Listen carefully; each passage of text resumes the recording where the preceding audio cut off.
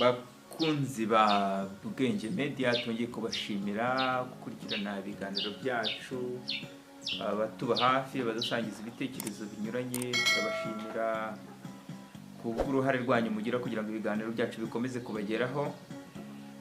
Uyu munsi rero ikiganiro tugiye kugirana ni ikiganiro kijyanye n'amafaranga muri rusange. Umutwe nk'uko mwabonye bavuga ati hagiye kwaduka amafaranga adasanzwe. Turabanza dusobanukirwe amafaranga. Ubundi amafaranga twese tuzi ko ari ikintu dukoresha kugira ngo dushobore kuguranura ibintu n'ibindi. Amafaranga ntago ari inoti, ntago ari ibiceri duhora tubona.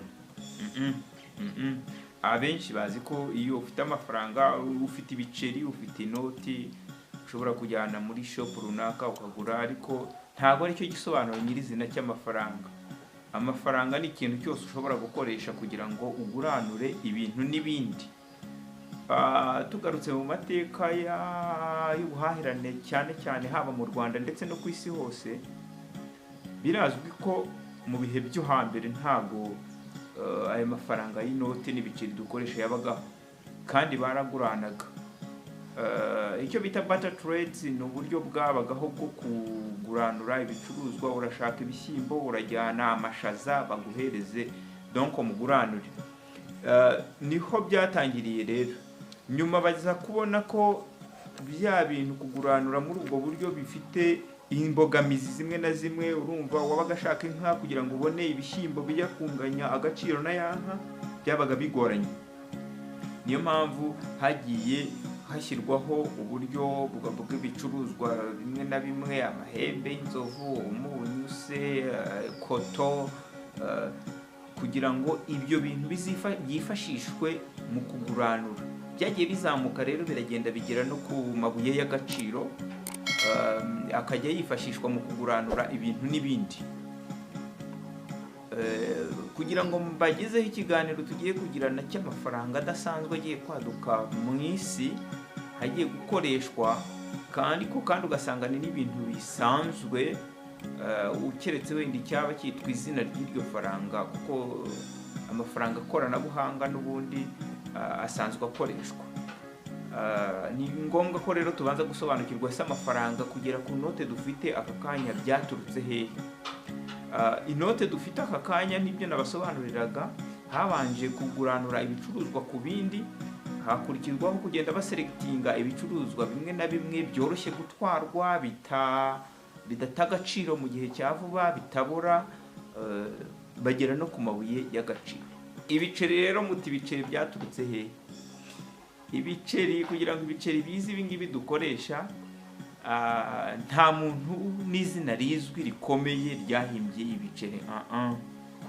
Byaturutse mu buryo abantu bahahiranaga, haduka amabuye y'agaciro. Noneho ayo mabuye y'agaciro rero yagiye ahindurirwa ishusho, bayashyira mu buryo bwa round, mu buryo buzengurutse nk'uko igiceri ubona kizengurutse. Kubera ko amabuye y'agaciro nayo atanganya agaciro ubwayo bitewe n'ingano, bahisemo kujya bandikaho ese iri buye ubwaryo rifite ingano ingana iki.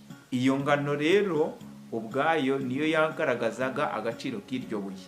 Nuko ibiceri byaje rero, n'ubundi biceri tuzi ko bikoze mu mabuye y'agaciro, bandikaho umubare. Nuko waba ushaka produit runaka ukajyana cya giceri kiturutse muri rya buye rya designinzwe mu buryo buri round, hanyuma ukabona iki, ukabona products.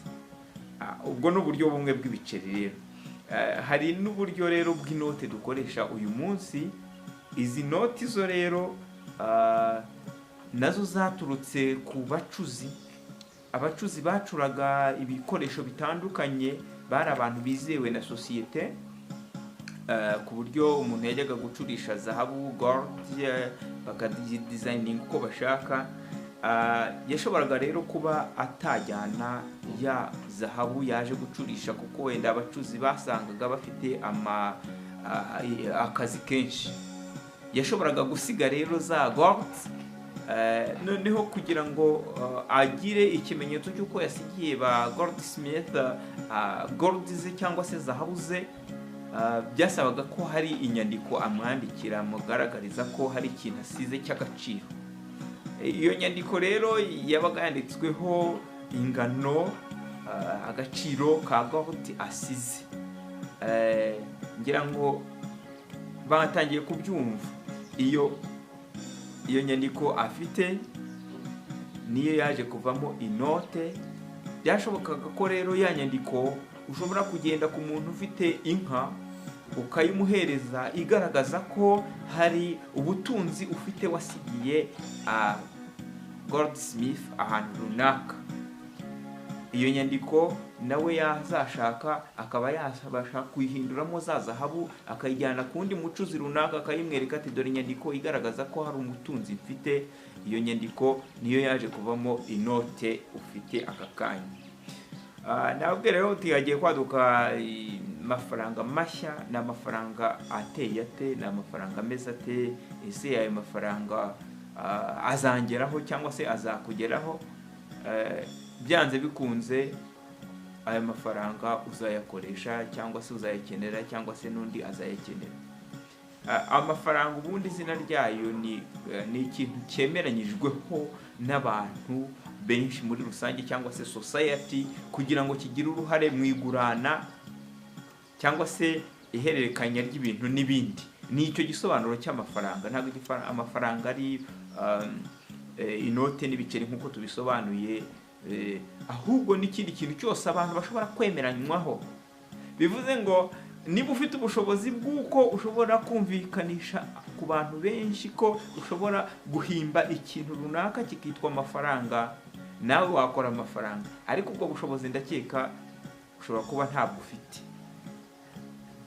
Ibihugu rero, abantu bafite ubwo bushobozi barashobora kuba bahimba amafaranga. Uyu munsi mwumva icyo bita cryptocurrency cyangwa se mukumva n'icyo bita digital currencies. Izi cryptocurrencies ni ubwoko bw'amafaranga ahindagurika ariko yakerewe n'abantu ku giti cyabo. Njya mwumva benshi bumva ibyo bita Bitcoin, bakumva za cryptocurrencies zigiye zitandukanye, gusa Bitcoin niyo izwi kandi ifite agaciro gahambaye. Ubwo mu minsi ishize aho Donald Trump yatorewe, agaciro kayo mwumvise ko kanazamutse cyane, aho ubu Bitcoin imwe ishobora kurenga ibihumbi bigera muri 90 na bingahe by'amadolari. Ni amafaranga menshi cyane kandi ni ifaranga koranabuhanga ryahimbwe n'abantu. Abantu bakaba barakoze icyo bita mining ubundi ni igikorwa cyo gucukura amabuye y'agaciro. Bamayininze ayo mafaranga koranabuhanga. Ubu bamwe bakaba bayafite yaranabakijije, ariko iryo faranga rirahindagurika. Ejo ryazamuka ryamanuka, nta nubwo ari ifaranga ry'igihugu runaka. Ubu rero ifaranga koranabuhanga rigiye kwaduka. Uyu mwaka tugiye gutangira ushobora gusiga iryo faranga rwose ribaye launched ku isi. Ni ifaranga bita Pi. Ntabwo icyo tugambiriye ari ukumenya iryo zina, ariko ubu ngubu hariho igikorwa cyo kumayininga iryo faranga koranabuhanga rizifashishwa mu bihugu bitandukanye ku isi hose. Iryo faranga nirimara kwemezwa rizagira uruhare mu ihererekanywa ry'ibintu n'ibindi. Iryo faranga rero naryo bararimayininga nk'uko bamayininze Bitcoin, ariko ntekereza ko igihe cyo kurimayininga kirimo kirajya ku musozo, kuko hatabaye ibihinduka ni ifaranga ryaba launched muri aya mezi 3 atangira uyu mwaka wa 2025 tugiye gutangira.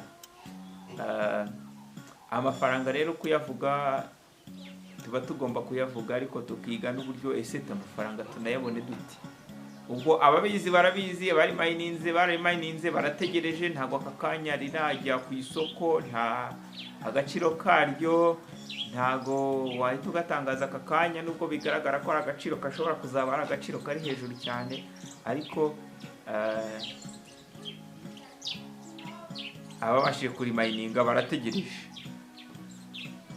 Ariko ngira ngo abakurikirana amakuru n'ibihugu ubwabyo birimo biragenda bijya mu buryo bwa digital, kugira ngo mwumvise abayobozi bakuru bahagarariye iby'imari mu gihugu batangaza amakuru y'uko hagiye kubaho icyo bita CBDC, Central Bank Digital Currencies, nayo ari ifaranga koranabuhanga rizakoreshwa n'ibihugu runaka. Ubwo ibyo ari byo byose ushobora no kugira icyo wumvamo, niba iryo faranga naryo rishobora kuba ryatangira gukoreshwa mu gihugu cyacu uyu mwaka, mu myaka 2 nk'uko byatangajwe.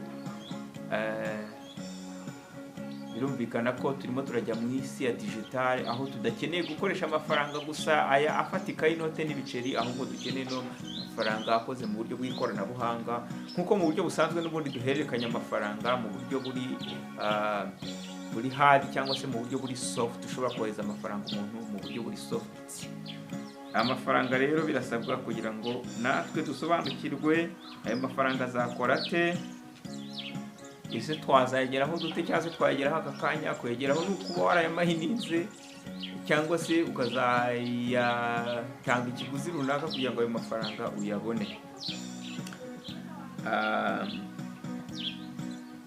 Amafaranga ni ikintu gikomeye cyane buri wese afitiye inzozi zo gutunga. Ese amafaranga ubundi tuyatunge dute? Twese yarabuze. Ibyo ngibyo biba biri no muri karite zayo. Abantu benshi ujya bumva amafaranga yarabuze. Iyo ni karite y'amafaranga, niko amafaranga agomba kumera, agomba kubura. Kuko buri wese abaye afite amafaranga, nta nubwo yaba agikoze ka kazi kayo. Tugomba kuyabura tukayashakisha. Amafaranga rero kuyashakisha ni ugucreating ikintu abantu bakeneye. Gushaka amafaranga ni ugushaka icyo abantu bakeneye ukakiba.